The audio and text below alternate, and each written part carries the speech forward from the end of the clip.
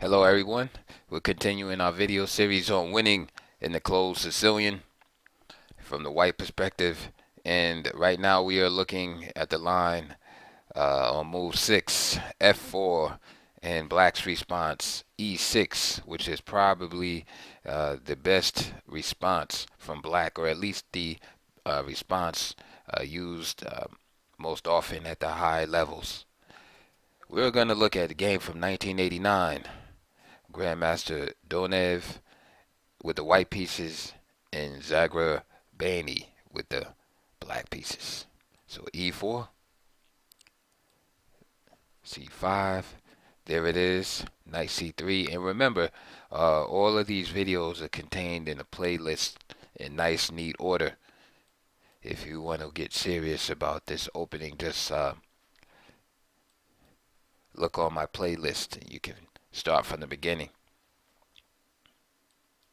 So here we have it, our typical closed Sicilian setup. And now on move 6, we're starting with F4. And of course the idea is not to bring the knight out too early to block the advance of the F pawn in this particular line. Although there is a line where you do bring the knight out to F3 on move 6. So here it is, E6. Very flexible line by black, knight F3. And notice how E6, again, not committing this knight too early to F6, but leaving the option open for black himself to play his knight to E7, and even later on, if he wants, since the F pawn is unblocked, to play F5 himself. Knight G7, castles, castles, and now bishop E3. And one of the we'll say demerits of bringing the knight to E7 here is that the knight is not on F6, whereby black has the option of playing that move, harassing the bishop.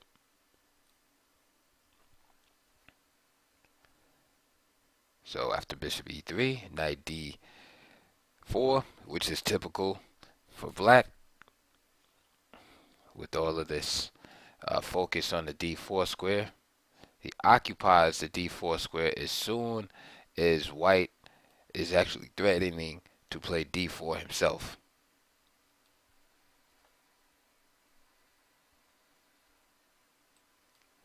And now E5. Alright, breaking some of this coordination here. And of course, you don't want to play this right here if you're black. E5, and now knight F5, just occupying the hole left on F5 immediately by white, and attacking the bishop with tempo. Bishop F2. Okay, and now knight takes F3. Queen takes, and now knight D4. Okay. Queen is attacked again, as well as the pawn on C2. So queen D1, and now there's F5. Alright, and this kind of forces white to make some type of decision of how he's going to pursue his attack on the king side here. Should he take en passant? Okay. Now, this game continued.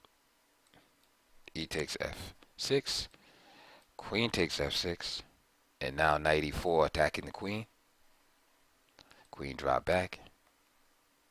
C3 finally kicking this knight out. C6. And now queen B3. Alright, and this is a nice strong positional move, as you can see the influence of the queen on this diagonal. And against E6 in particular. Right?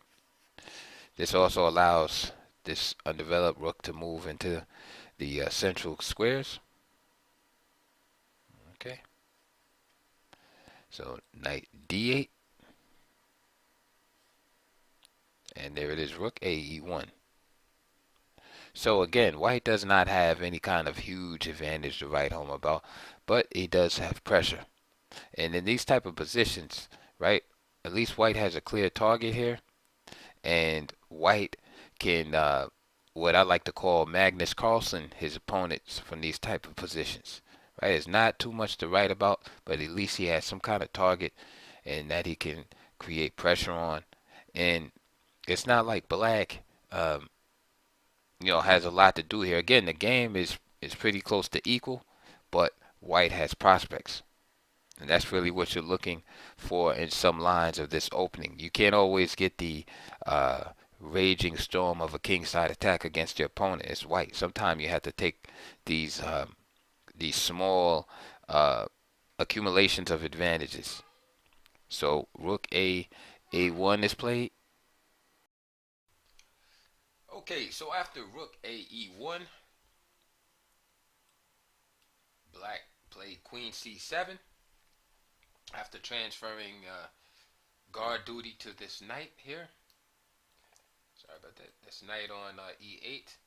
Excuse me, d8 to guard the e6 pawn. And now white strikes in the center with d4. Black plays c4, keeping the position closed. Now, if, for example, c takes d4, then yes, it's possible for white to end up with the isolated pawn. But it would be worth it for the trade of these two bishops right here. And this diagonal would be weak as well as this diagonal. And it would be kind of like a Dutch defense with the dark square bishop gone. And then black is left with all that weakness. With all that weakness on the king side. And with the queen on the c file, it's easy to transfer the rook back to c1, attacking the queen here. So black, being behind the development, right, just following general principles, keeps the position closed, as it will be more dangerous to him to start a fight when he's behind in development. Queen c2, knight to f7, and now h4. Again, looking at white's pieces, he's got a nice lead in development. However, the position being closed is not really conducive to his setup. So black is behind in development, but black doesn't have to worry at this point. As long as the position is closed, he can kind of maneuver around and slowly catch up. Maybe play moves like bishop d7 and rook f to e8, or keep the rook on the f file rather than rook a to e8. And kind of slow play the position. Therefore, this move h4 shows that white has a good grasp on what's going on here. He knows that it's time to spark an attack here. All right. And the thing is with black's whole army being confined to the first three ranks, he's gonna have difficulty forming a good defense. So let's see what happens. So bishop d7, right? What else? H5, g takes, and now queen e2. So typical transfer over to the king side. Queen a5,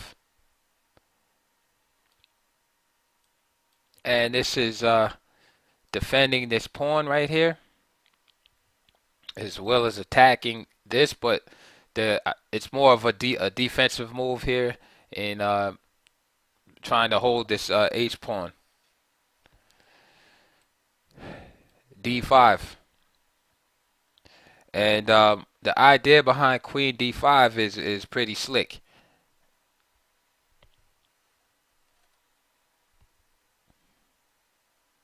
So the idea here is if queen takes d5, notice how the queen is brought into the path of the bishop on g2. Then a simple knight f6 check wins the queen after bishop takes f6, and Bishop takes d5. So any strong player would see that idea. The bigger idea behind that is it creates a wedge between the king side and queen side, making it even more difficult for black to form a defense. So even if he takes with the d pawn, excuse me, with the e pawn, his d pawns are still blocking the communication of that queen on a5 to get over to the rescue on the queen side. And this is what happened during the games. E takes d5, queen takes, and notice with this opposition here, d takes e4. E4 is not happening because the queen would get dropped. So now queen b5. So now the bishop is protecting. So now this is a legitimate threat, and a natural move is played. Just simply, I mean, who wouldn't play this move? Knight g5. Okay, so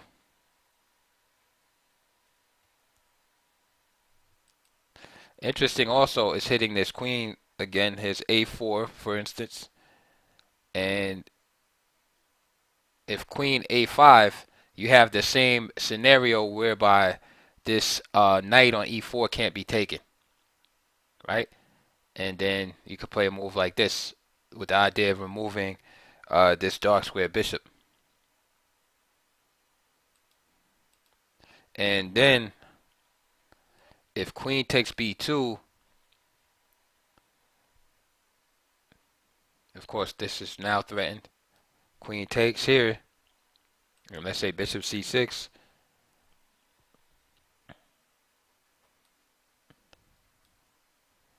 And then again, an idea again with the knight coming to f6. It's a dangerous attacking position for white. But I like the this move right here is very natural. Queen takes h5, queen b5, and knight g5. However, it allows some relief here in trading off knight takes g5, queen takes g5, and now rook f5. So you can see the fault in the early knight g5 is it allows black a little bit of counter chances here. So perhaps he should have, excuse me, white should have built up his attack a little more with the aforementioned a4. Because after rook f5, you can see the tempi gained by black allows him to organize some kind of defense here. And now this is on the cards. So he gets out of the dodge, queen e2, rook e8. And now look at black's pieces pretty much all in the game, save the queen here. Okay, yeah, black has some pawn weaknesses, but he's able to get his pieces into the game. And what was the root cause of that? It was the move knight g5. Because after the trade, if you notice, black was able to seize the initiative. And so he completely pushed the white attack back. So that's why that move knight g5, we can mark that as you know, a little premature. It's a very natural move. That's why it's hard to blame a player for making that kind of move there. But you have to calculate the consequences. Okay? So now, basically, instead of having that nice kingside attack, white has to rely more on positional pressure again. Namely, this, you know, these pawns over here. And this one on d5 in particular. Okay? Now, so after queen e2, rook e8, and queen d2, maybe the move queen c2 might have been a little better instead of queen d2. Okay, so queen d2.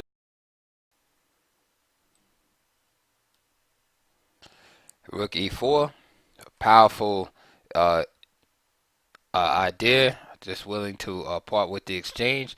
And again, this is why Queen c2 kind of, and this again, this move is, it's not a simple move to just anticipate here, but Queen c2 would have prevented that move right there. All right, and we have to remember that for compensation, Black does has an Black has an extra pawn. Mm-hmm. So instead, Rook d1 is played. Bishop f8. Bishop to d4. Rook to h5. With this, of course, try to weaken White's king side. Bishop d4, Rook h5. Bishop f3. Rook h3. King g2. Rook drops back to h6. Rook h1. Rook g6. And we see Black attacking, right? This is one of the things people like about the Sicilian defense so much.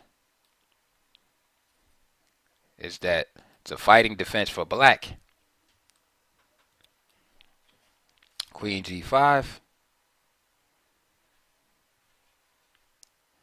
And now after bishop g6, bishop f3. And we can say here that White's attack is, there is no attack. It's just, going back and forth.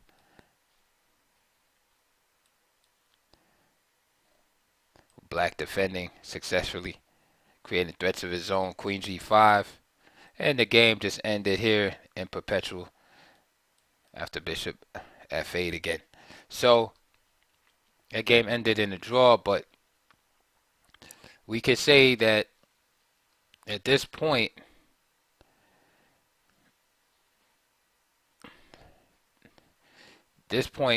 here, this is a good position for White to, after Queen b3. This is a good position for White to, have good operations here. He should not lose from here. It's a long game, but with the weakness on e6, and with White really not having any weaknesses of his own, save the d3 pawn, but really can't be exploited. He has good prospects. Going further into this game,